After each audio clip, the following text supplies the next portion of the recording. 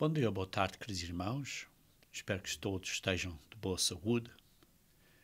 Falando de saúde, às vezes vemos pessoas a sofrer tanto, seja por saúde, ou por desastres, ou problemas de famílias, e às vezes perguntamos porquê?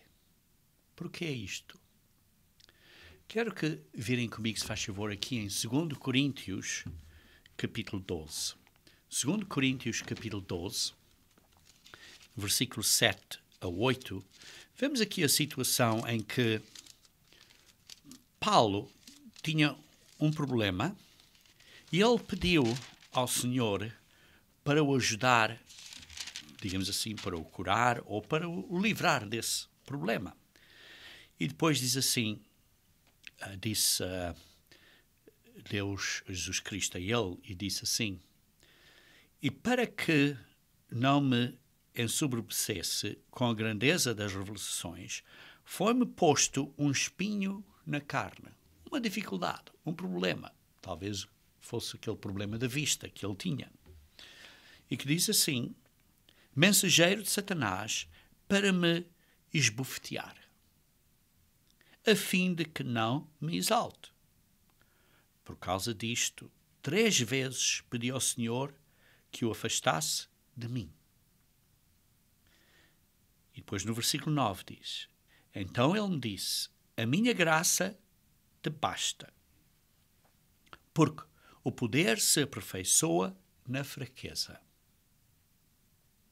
De boa vontade, pois, mais me gloriarei nas fraquezas, para que sobre mim repouse o poder de Cristo. Isto, às vezes, para algumas pessoas, pode ser difícil entender. Às vezes temos estes problemas, estas dificuldades na vida, e as pessoas perguntam, porquê? Porquê que Deus não me cura? Porquê é que não me livra desta aflição?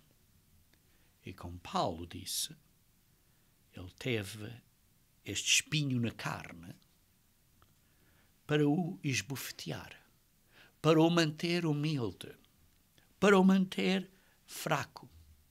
Porque Deus disse, a minha graça te basta, porque o poder se aperfeiçoa na fraqueza. Queridos irmãos, nós temos uma grande esperança. Temos uma grande esperança para sermos, digamos assim, os primeiros frutos, as primícias da colheita espiritual. Conforme agora estamos a caminho do dia de Pentecostes,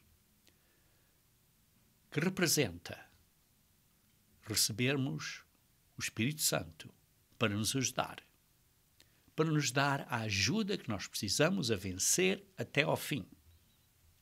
Mas como ele diz aqui, diz assim, Paulo, me gloriei nas fraquezas, para que sobre mim repouse o poder de Cristo. Nós temos estas fraquezas da carne, de saúde, dificuldades, problemas, provações. Porquê? Para que o poder de Cristo possa repousar em nós. Queridos irmãos, nós temos esta grande esperança para estarmos no reino de Deus, para sermos as primícias daqueles que vão ser ressuscitados, para estarmos no reino de Deus, mas como? Através de sofrimento. Queridos irmãos, temos uma esperança através do sofrimento. E Tiago, na sua carta, esforçou-se a nos chamar a atenção a esse ponto. E por isso ele deu um sermão com várias exortações, com vários pedidos, explicando que a nossa fé tem que ser provada. A nossa fé tem que ser provada através de certas dores e sofrimentos. Vejam comigo, se faz favor, em Tiago, capítulo 1. Tiago, capítulo 1. E vamos começar a ler no versículo 1. Diz assim: Tiago, servo de Deus e do Senhor Jesus Cristo, servo do Pai e do Filho. Ele escreveu às 12 tribos que se encontram na dispersão, isto é, aos membros da igreja entre a dispersão. E ele diz assim: saudações. E no versículo 2, no versículo 2 diz assim: meus irmãos, tende por motivo de toda a alegria o passares por várias provações. Tendo por motivo de toda a alegria teres estes testes, estas provas. Queridos irmãos, é difícil entendermos porque é que há provas. Mas, queridos irmãos, se você está numa universidade ou numa faculdade, você sabe que tem que ter provas, tem que ter testes, para ver se de facto você entendeu o material para podermos andar para a frente. Temos que ter testes.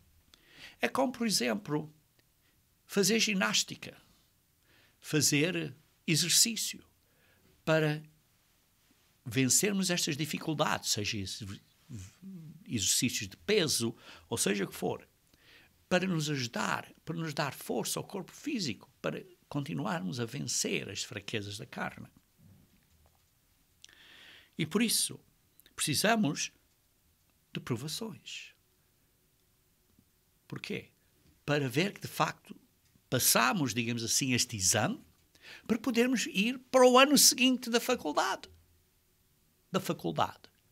Do treino de Deus.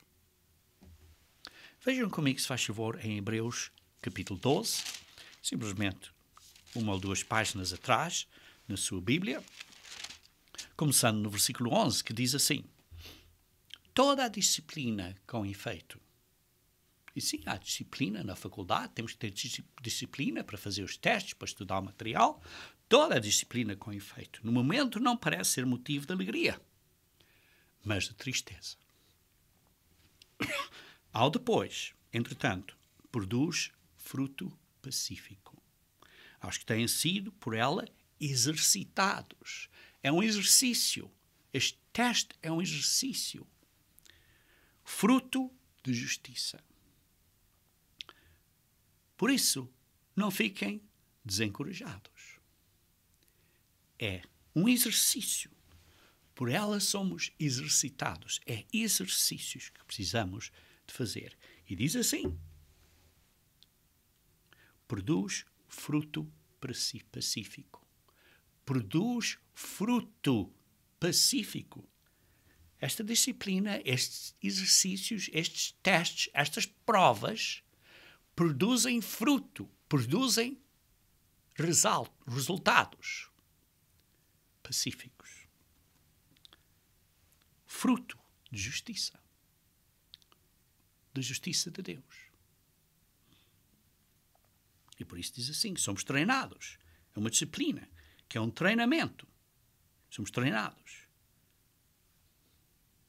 Vejam um bocadinho mais adiante, no versículo 12 a 15. Por isso, restabelecei as mãos descaídas e os joelhos trôpegos, e fazei caminhos retos para os pés, para que não se extravie o que é manco antes seja curado.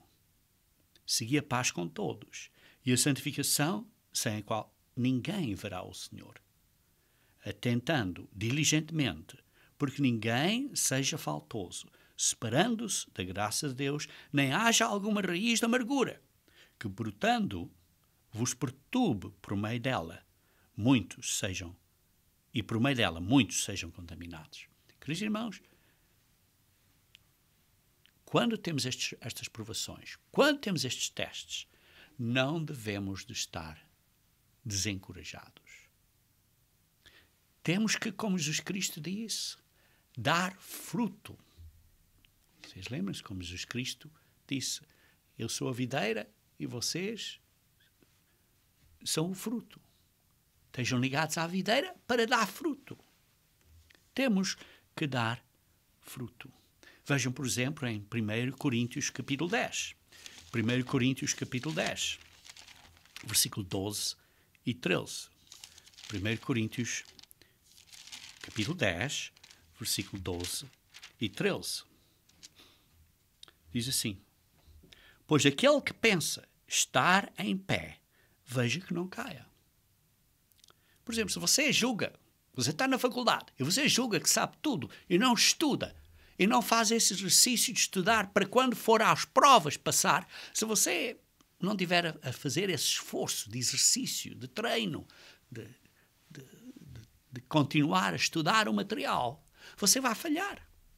Por isso diz assim: aquele, pois, que pensa estar em pé, veja que não caia. É a mesma coisa, o mesmo princípio. Versículo 13. Não vos sobreveio tentação que não fosse humana.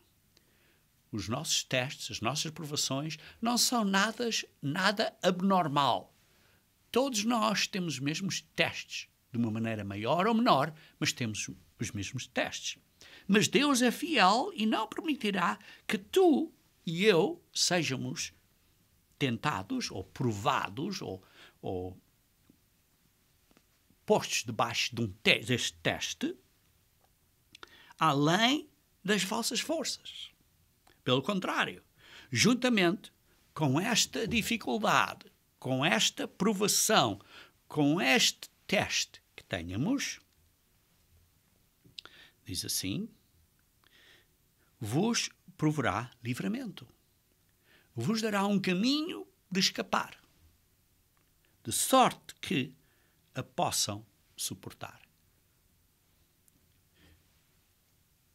Por isso, nenhuma dificuldade que você vai ter vai ser forte demais. Porque Deus é fiel. Porque tudo, ao fim de contas, trabalha para o bem. Não é o que Romanos 8 diz? Vejam comigo, se faz favor, em Romanos 8, versículo 28. Romanos 8, 28. Diz assim: sabemos que todas as coisas cooperam para o bem. Ora, infelizmente, as pessoas param de ler aqui. Mas isso não é um ponto final. Precisamos de continuar a ler. Porque diz aqui, para o bem daqueles que, primeiro, amam a Deus. E segundo, daqueles que são chamados segundo o seu propósito. Sim, todas as coisas correm bem, mas há duas condições: amar a Deus e ser chamado segundo o seu propósito. Então, o que é amar a Deus? O que define o amor? Queridos irmãos, as leis de Deus definem o amor. Os 10 mandamentos da lei de Deus definem o amor. Não roubes, não mates, não mintas, não cobiças. Guarda o sábado. Todos esses definem o amor.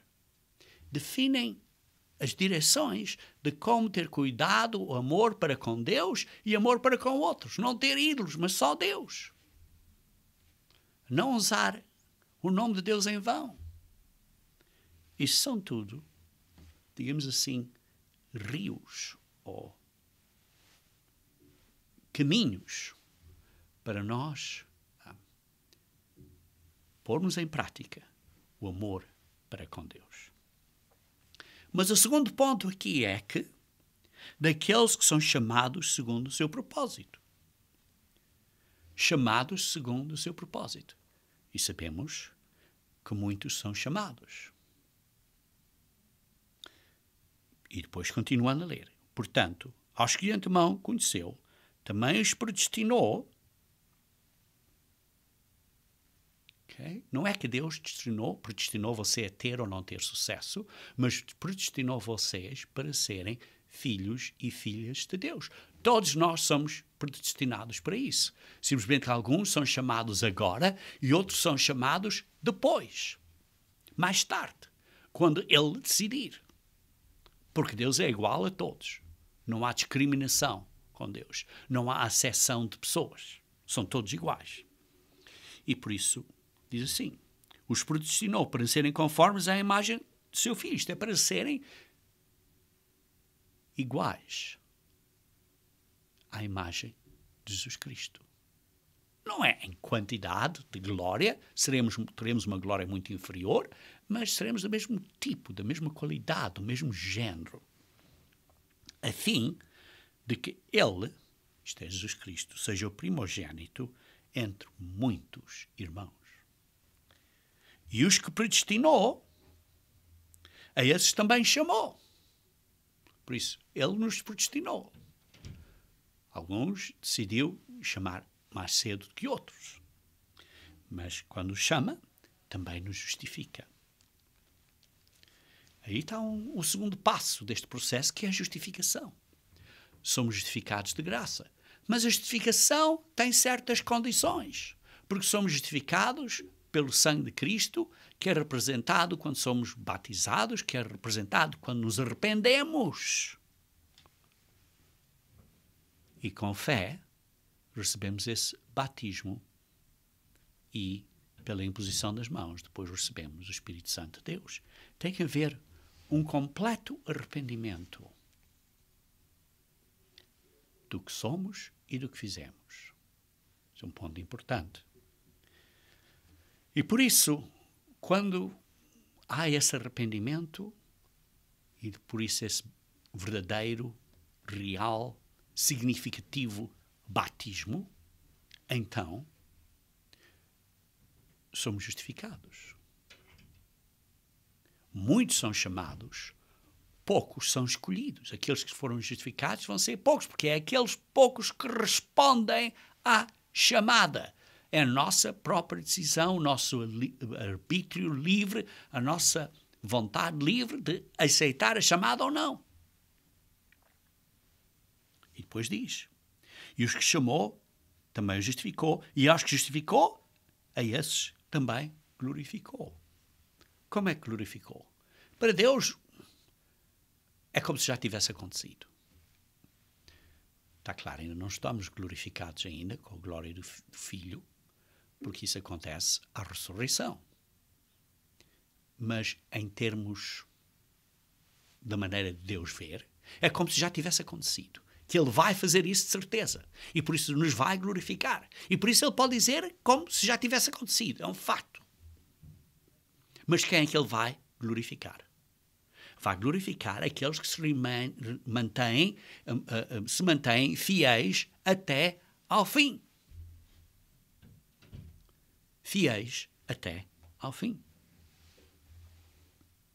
Vocês sabem a história daquela parábola em Mateus 22, virem comigo se faz favor, Mateus 22, em que houve umas bodas, um casamento, e várias pessoas foram convidadas às bodas. Várias pessoas foram convidadas às bodas, e chama a parábola das bodas, isto é, foram chamadas e não responderam, não aceitaram o convite, não foram. E por isso ele chamou mais pessoas. E mais delas não foram. Mas, finalmente, até começou a chamar no meio da rua. Ao fim dessa parábola, no versículo 14, diz assim, Mateus 22, 14, diz assim, porque muitos são chamados, mas poucos escolhidos. Foram muitos chamados para estas bodas, mas poucos foram escolhidos, porque foram poucos os que decidiram, sua livre vontade, de ir lá, de fazer, responder à chamada. A mesma coisa com a nossa chamada espiritual. Existe uma lei a qual temos que obedecer. Tiago fala acerca dessa lei, como é a lei real, a lei dos reis, e é uma lei de liberdade. Porquê?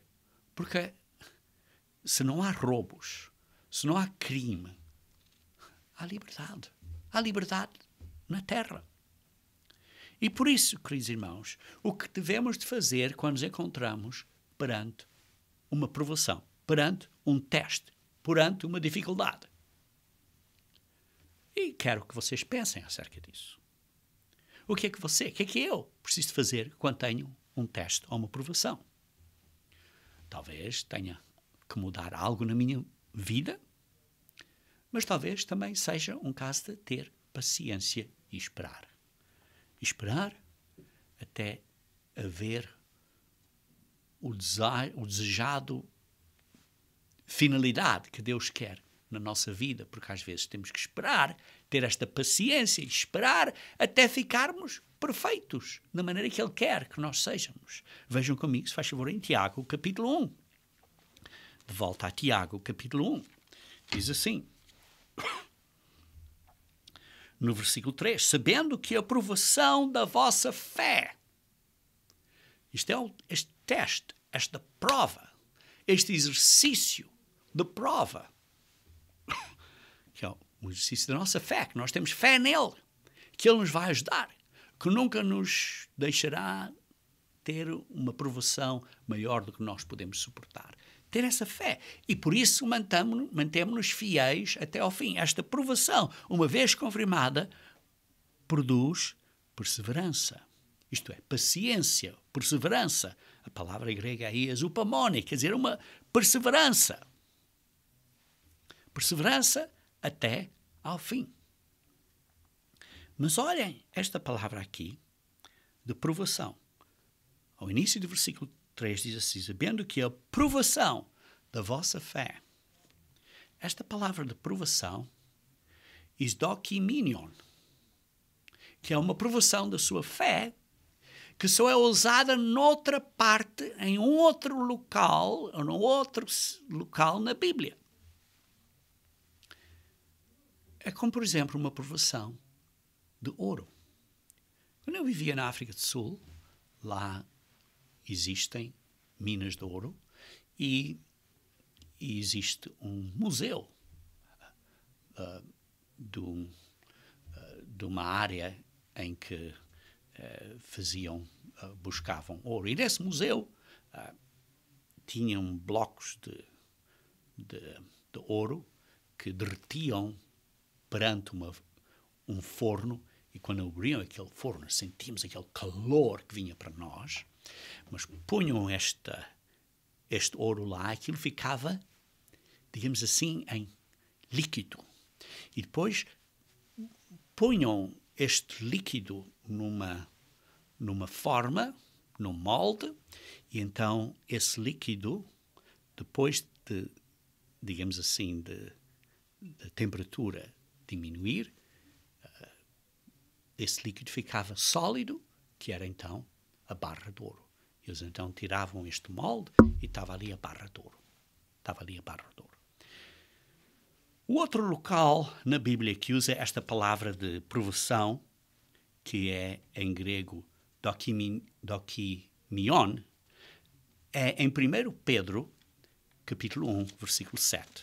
1 Pedro, capítulo 1, versículo 7. Que algumas páginas à frente, que diz assim, para que, uma vez confirmado o valor da vossa fé, muito mais preciosa do que o ouro perecível, mesmo apurado por fogo, redunda em louvor, glória e honra na revelação de Jesus Cristo. Na versão Almeida Revista e Corrigida diz, para que a prova da vossa fé. Na versão Almeida Revista Atualizada diz assim, como eu que acabei de ler, no versículo 7, uma vez confirmado o valor da vossa fé. Mas essa palavra confirmado o valor da vossa fé vem da palavra grega dokiminion, que quer dizer prova, esta provação. Diz aqui, confirmado o valor, ter provado a vossa fé. E por isso, aqui vê-se que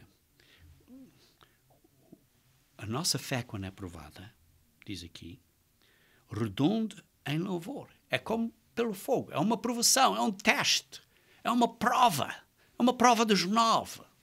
É, por exemplo, no tempo dos romanos, tinham as moedas que eram de prata ou de ouro e derretiam para ver se, de facto, o peso disso era só desse produto. Se era prata, era prata, ou se era ouro, para ver se, de facto, se as outras coisas separavam-se perante este processo de refinação através do fogo. E por isso, queridos irmãos, o ponto final é, como diz aqui, redunda em louvor, glória e honra. É para a glória. É para a nossa glória. Uma glória à vinda de Jesus Cristo. Uma glória à vinda de Jesus Cristo. Vejam, por exemplo, também em Romanos capítulo 8. Romanos capítulo 8, versículo 28. Diz assim: sabemos que todas as coisas cooperam para o bem para aqueles que amam a Deus, daqueles que são chamados para o seu propósito. Porque depois, como lemos, que os predestinou, e que os chamou, e que os justificou, e depois lemos no versículo 30, esse também os glorificou à vinda de Cristo. É para a glória à vinda de Cristo. E por isso, queridos irmãos, vemos aqui que este teste, esta provação da nossa fé produz paciência, produz perseverança, como lemos em Tiago, capítulo 1. Vejam comigo, se faz favor, uma vez de novo, Tiago, capítulo 1, onde estávamos há pouco. Quero sublinhar estes pontos aqui para que sejam bem claros. Porque em Tiago, capítulo 1, onde estávamos a ler há pouco, no versículo 3, diz assim: sabendo que a provação da vossa fé, uma vez confirmada, produz perseverança. Isto é, produz paciência. Produz esta perseverança até ao fim. É como que se agarra e não deixa as coisas passar. É uma perseverança até ao fim. Vejamos também em Romanos capítulo 5. Quero que vejam comigo, se faz favor, em Romanos capítulo 5, versículo 3. Romanos 5, versículo 3, diz assim: e não somente isto, mas também nos gloriamos nas próprias tribulações. Nos gloriamos nestes testes, nestas provações, sabendo que esta tribulação produz perseverança. Esta perseverança, esta paciência. A tribulação produz esta perseverança. E esta perseverança, uma experiência. E esta experiência é um tipo de caráter provado. É caráter provado, que é uma palavra semelhante ao dokimo. É uma prova, é provado. Provado. Queridos irmãos, porquê? Porquê que existe isto? Para quê temos estas provas? Temos estes testes? Estes testes são a nossa provação para que sejamos glorificados ao fim. Produz paciência, produz perseverança. E vejam como Tiago descreve isto uma vez mais, voltando a Tiago, capítulo 1, agora versículo 4, diz assim: ora, a perseverança deve ter a ação completa para que sejais perfeitos e íntegros, em nada deficientes. Esta perseverança, esta capacidade de nos mantermos fiéis até ao fim, é para que nós sejamos perfeitos e íntegros, em nada deficientes. Por isso, então, porquê temos estes testes? Porquê temos estas provações? Porquê temos estas dificuldades? Para sermos perfeitos. Vocês lembram-se, Jesus Cristo, durante o Sermão do Monte, quando disse que amem os vossos inimigos, em Mateus 5, 43 a 48, e disse, sim, precisamos de amar os nossos inimigos, e depois conclui essa secção a dizer, sejam perfeitos como o vosso Pai no céu é perfeito. Por isso o nosso golo para sermos perfeitos só é, digamos assim, atingível através do sofrimento. E por isso é que temos esta esperança de sermos filhos e filhas de Deus, no reino de Deus, através do sofrimento. É da maneira como Deus nos purifica. Pelo fogo. E isto não é fácil, queridos irmãos. Quando temos estes testes, quando temos estas dificuldades, não é fácil. Não é nada fácil. Mas isto é difícil a nós entendermos. É muito difícil nós entendermos. Mas isto demonstra a sabedoria de Deus. Não é a nossa sabedoria, é a sabedoria de Deus. Vê-se esta sabedoria de Deus que viu a necessidade para nós podermos vir a ser perfeitos, como Ele quer que nós sejamos, precisa de nos pôr através de certos testes e provações.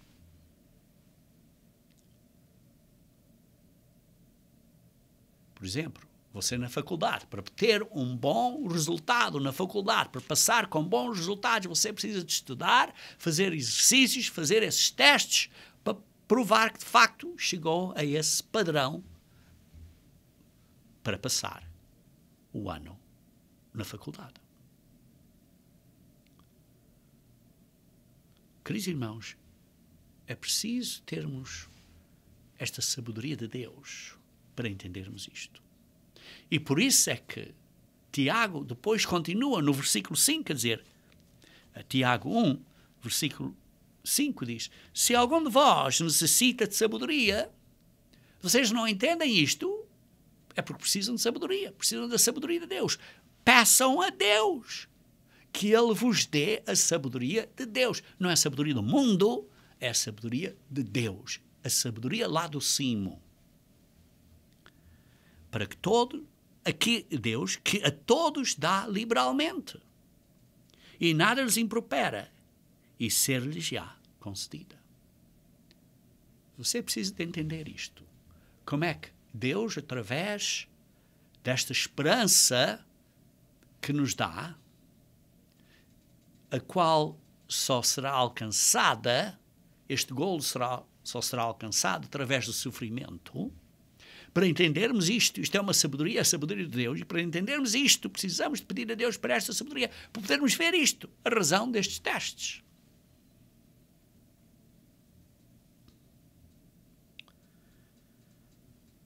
E se não temos essa sabedoria, devemos de pedir a Deus.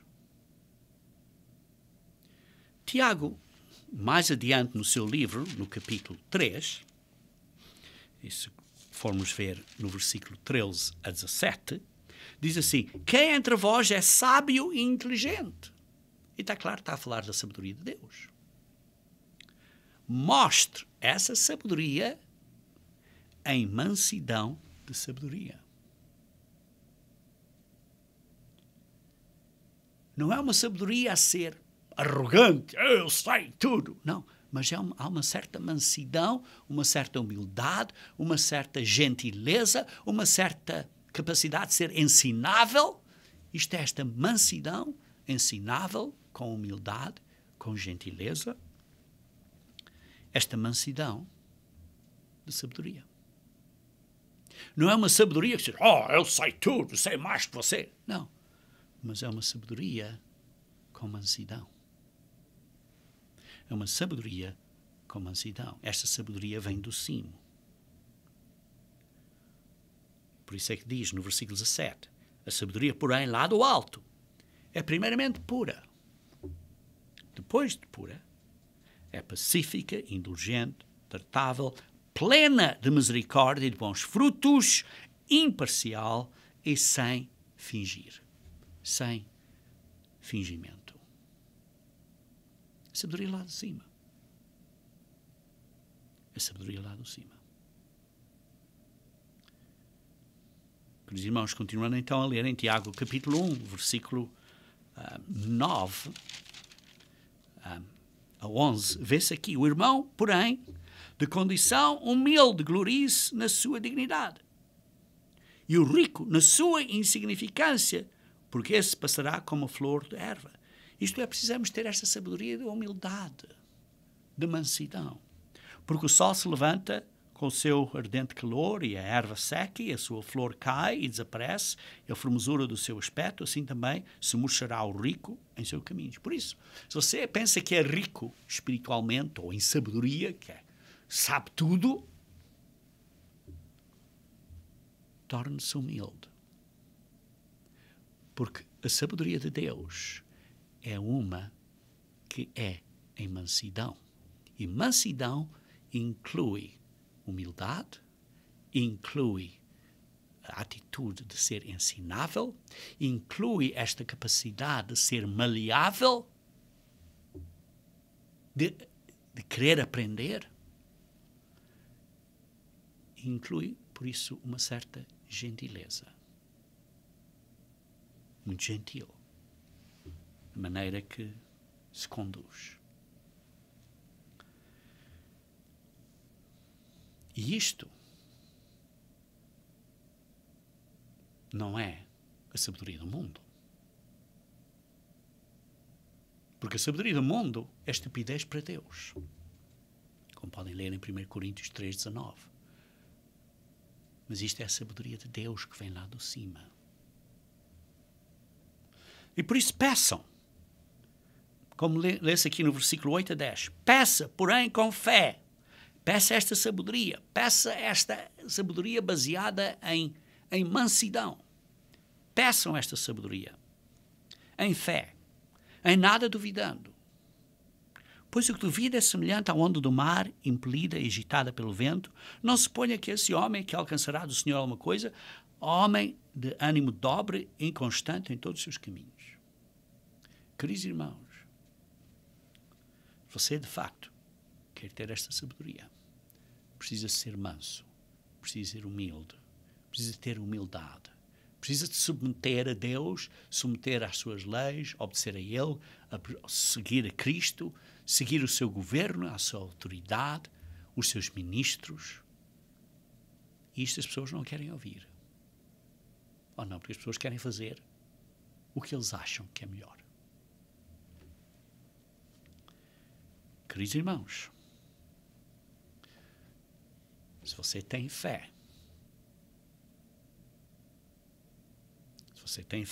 não vai ter dúvida. Mas se tem dúvidas, é como, digamos assim, é inconstante nos seus caminhos. Está assim com dúvidas. Vou, não vou, anda para aqui, para cá, assim, vou para a esquerda, para a direita. É inconstante. Queridos irmãos, nós precisamos ter fé. Fé. Vejam em Hebreus capítulo 4. Umas páginas atrás, Hebreus capítulo 4, versículo 16. Diz assim: chegamo-nos, portanto, confiadamente junto ao trono da graça, a fim de recebermos misericórdia e acharmos graça para socorro em ocasião oportuna, para recebermos esta ajuda quando precisamos, quando temos estas provações.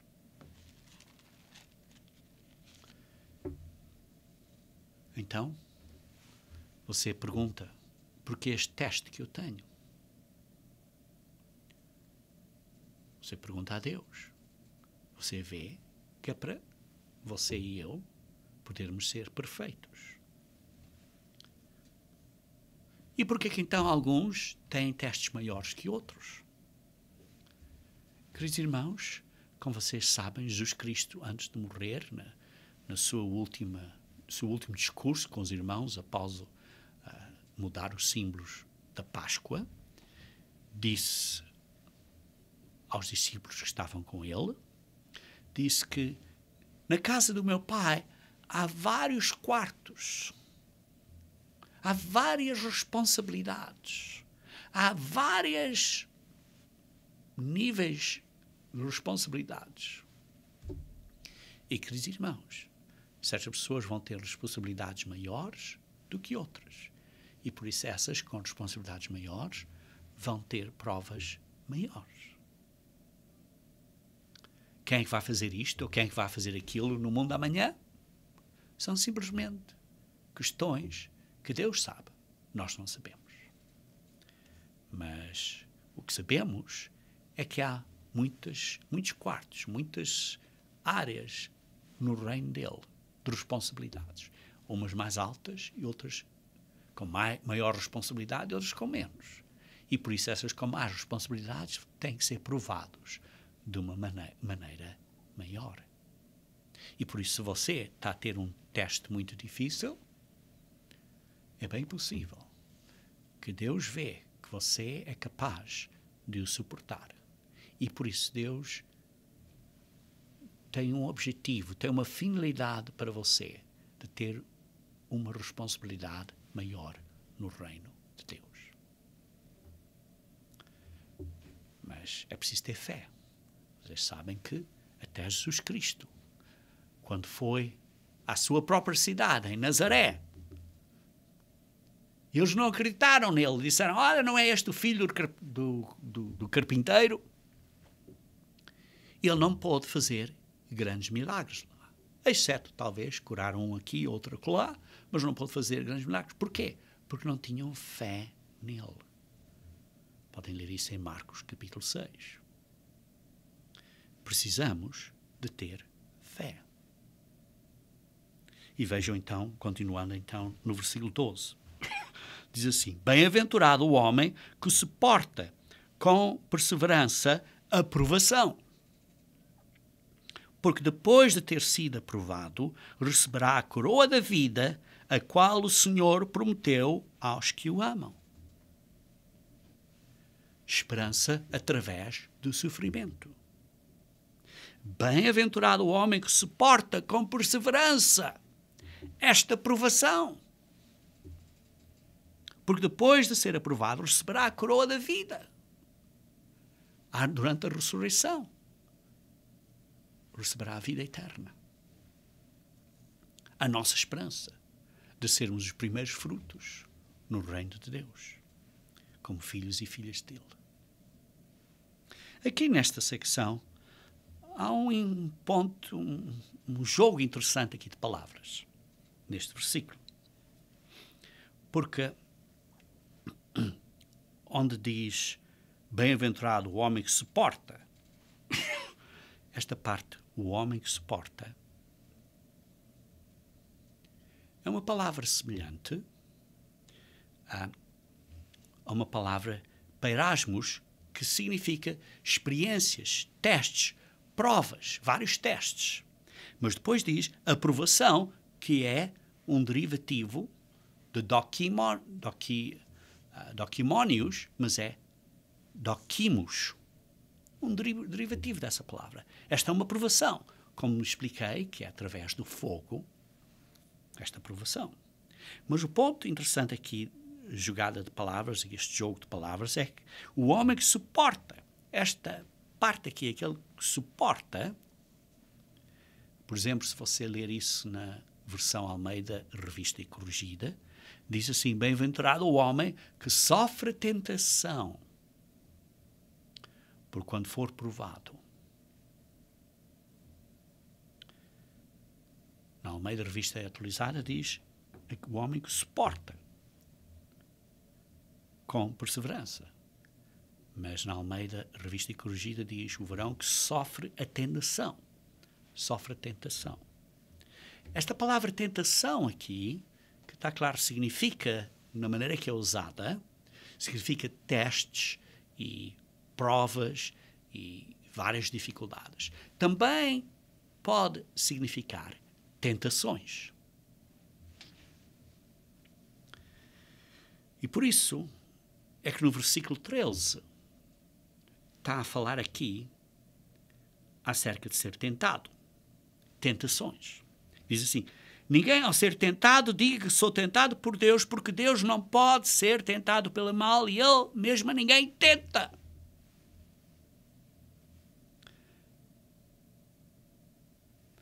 Agora está a falar de tentações. Previamente estava a falar de provações, testes, provas. Uma tentação é coisa diferente.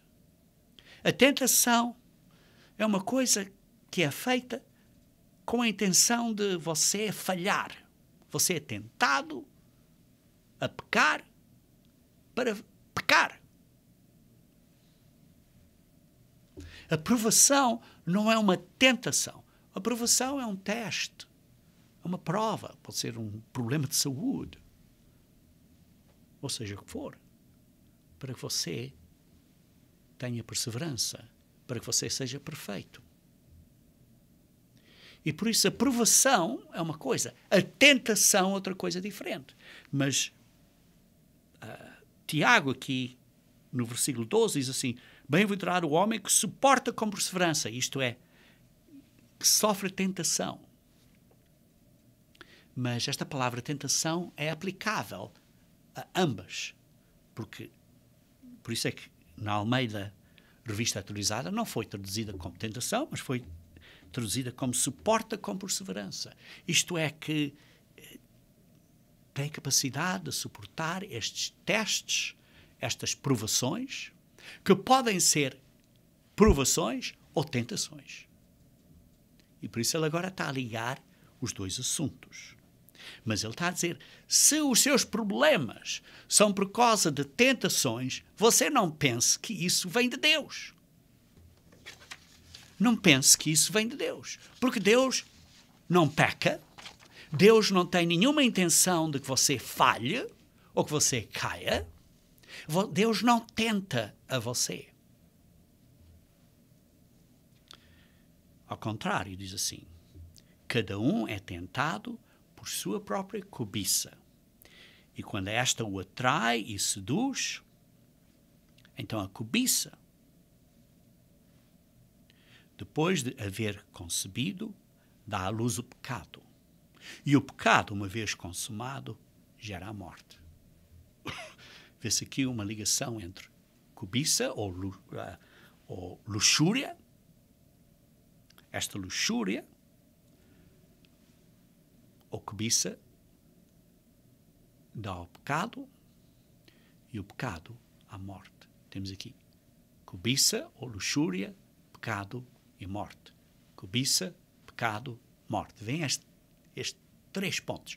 Cobiça, pecado, morte. Ou luxúria, pecado, morte. Queridos irmãos, a luxúria, a cobiça, vem da nossa natureza humana que é corrupta. Não vem de Deus. Mas somos atraídos por isso, porque estes pensamentos vêm, ou vêm de nós mesmos, ou vêm do mundo que está a vender esta cobiça nos jornais, na televisão, estas coisas. Olha, tenho este carro que é melhor, tenho isto, tenho aquilo. Estão a vender esta concupiscência, esta cobiça, esta luxúria. Estão a atrair. E quando você pensa nisso e deixa estar a pensar nisso e pensa mais, é como um ímã, um magneto, um ímã. E este ímã faz com que depois, mais cedo ou mais tarde, você peque. Cobiça, pecar. Pecar, morte. Por isso, vocês sabem, Jesus Cristo nunca pecou. Por isso, ele não teve cobiça. Se alguma vez teve alguns pensamentos errados que o mundo lhe trouxe, ou seja o que for, ele os deitou de fora imediatamente. Ele os chutou para fora, esses pensamentos, imediatamente. Essas ideias. Ele disse: Satanás, sai daqui.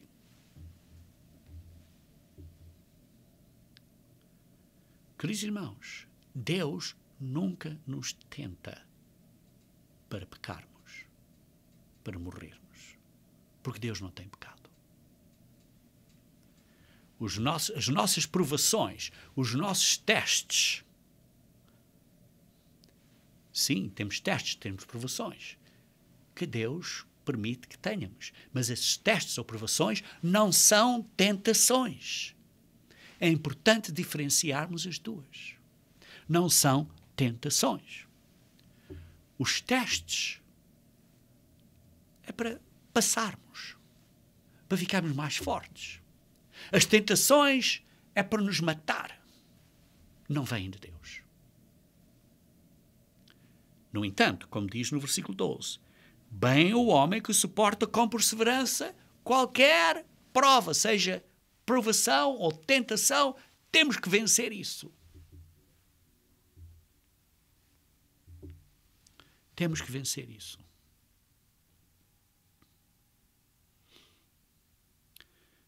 Queridos irmãos, essa é a nossa grande, digamos assim, provação. Esperança através do sofrimento. E continuando a ler no versículo 12, assim, bem-aventurado o homem que suporta com perseverança a provação, porque depois de ter sido aprovado, receberá a coroa da vida, a qual o Senhor prometeu aos que o amam. Aqui de novo está esta chave, amar a Deus. E qual é o que define o que é amor? É a lei de Deus, é os 10 mandamentos. As leis de Deus, os 10 mandamentos, definem o que é amor.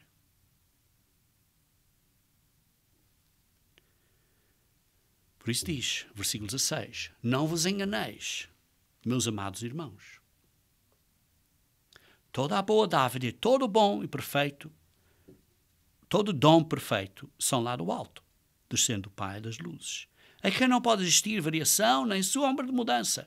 Isto é, Deus não é mal-humorado ou, digamos assim, temperamental, que um dia está assim e outro dia está assado. Não, ele é constante. Constante. Não há variação. Não há sombra de mudança. É o mesmo ontem, hoje e amanhã. Ontem os mandamentos da lei de Deus, ontem era o sábado, hoje é o sábado e amanhã será o sábado. O mesmo dia. Não muda. Não muda. Ele não é temperamental. E por isso, irmãos, nós temos uma responsabilidade. A nossa responsabilidade é de amar a Deus. E parte desse amor é do arrependimento, de nos arrependermos, de mudarmos a nossa vida e de continuarmos a viver da maneira que Ele quer. Queridos irmãos, precisamos de purificar a nossa vida. Não. Pessoas podem pensar, mas não somos justificados de graça? Sim, somos justificados de graça, mas precisamos de purificar a nossa vida. Vejam comigo, se faz favor. 1 Pedro, capítulo 1, versículo 22. Diz assim, tendo purificado a vossa alma, a nossa vida, a nossa alma, uma alma vivente, a nossa vida, pela obediência, pelo Espírito na obediência, como diz na Almeida corrigida e fiel, à verdade. Queridos irmãos, a nossa purificação, a nossa parte na purificação é o arrependimento. E esse arrependimento, após nos arrependermos e obedecer as leis de Deus, recebemos o Espírito Santo de Deus, Atos 5, 32. Aqueles que obedecem recebem o Espírito Santo. Mas, sim, somos justificados de graça pelo sangue, pelo precioso sangue de Jesus Cristo. Como leem no versículo 19 deste mesmo capítulo, 1 Pedro, capítulo 1, versículo 19. Pelo precioso sangue, como de cordeiro, sem defeito e sem mácula, o sangue de Cristo. Sim, é o sangue de Cristo que nos limpa, que nos lava. Mas nós temos uma parte, porque Purificamos a nossa alma através da ajuda do Espírito Santo, isto é, pela santificação do Espírito Santo, à obediência. Temos que obedecer, temos que nos arrepender e obedecer às leis de Deus. E, queridos irmãos, assim, quando nós temos esta esperança através do sofrimento, nós sabemos que temos que continuar a vencer até ao fim. Então vejam comigo, se faz favor, aqui, de volta a Tiago. Capítulo 1. Diz assim, meus irmãos, no versículo 2, meus irmãos, tendo por motivo de toda alegria o passares por várias provações. Por isso é que estas provações nos dão alegria, porque Deus está a trabalhar connosco, porque Deus quer que nós vencemos, porque Deus quer que nós sejamos perfeitos para sermos filhos e filhas dele, para sermos glorificados, como Cristo foi glorificado. E depois diz no versículo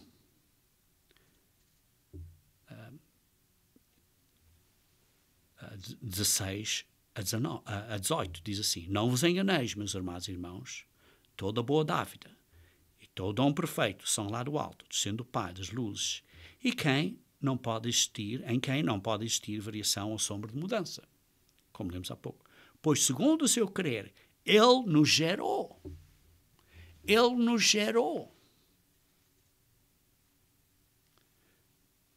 Pela palavra da verdade, pela Bíblia e por Jesus Cristo, que é a palavra, para que fôssemos como que primícias das suas criaturas. Esta é a nossa esperança, para sermos primícias, sermos os primeiros a ser ressuscitados das suas criaturas. Queridos irmãos, como vemos aqui, o conhecimento desta verdade, do Evangelho, desta boa nova, nos dá esta ajuda,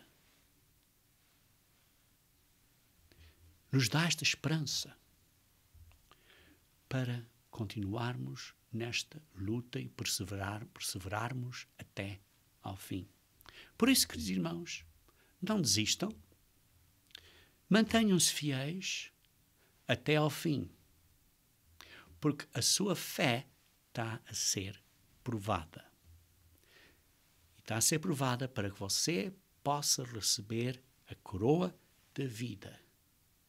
E esta coroa da vida é uma esperança que você tem através do sofrimento.